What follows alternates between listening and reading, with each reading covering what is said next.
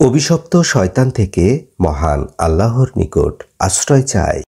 সকল প্রশংসা সমগ্র বিশ্বের প্রতিপালক মহান আল্লাহর জন্য। রহমান ও রাহিম আল্লাহ তাআলার নামে সূরা ইনফিতার এর বাংলা সরল অনুবাদ শুরু করছি। যখন আকাশ ফেটে যাবে এবং তারকাগুলি বিক্ষিপ্তভাবে ঝরে পড়বে, যখন সমুদ্রগুলি প্রবল বেগে প্রবাহিত হবে এবং কবরগুলি যখন উল্টিয়ে ফেলা হবে, মানুষ জেনে নিবে সে কি অগ্রে প্রেরণ করেছে, কি পশ্চাতে রেখে এসেছে। হে মানুষ, তোমার মহান রব সম্পর্কে তোমাকে কে ধোঁকা দিল? যে তোমাকে সৃষ্টি করেছে, সুঠাম করেছে, সুষম করেছে।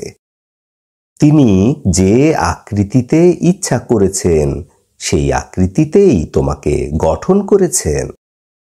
না, কখনোই না, বরং তোমরা পরকালকে অস্বীকার করো। নিশ্চয়ই তোমাদের উপরে রয়েছে দেহরক্ষী। সম্মানিত লেখকবৃন্দ, তোমরা যা করো তা সব জানেন। নিশ্চয় পুণ্যবানগণ আল্লাহর নিয়ামতের মধ্যে অবস্থান করবে এবং নিশ্চয়ই পাপীরা থাকবে আগুনের মধ্যে। বিচারের দিনে তারা উহাতে প্রবেশ করবে। তারা কেউ ওই দিন অনুপস্থিত থাকতে পারবে না। আপনি কি করে জানবেন বিচার দিবস কি? অতঃপর কি করে আপনি জানবেন বিচারের দিনটি কি রূপ? সেদিন কোনো মানুষ কোনো মানুষের উপকার করতে পারবে না।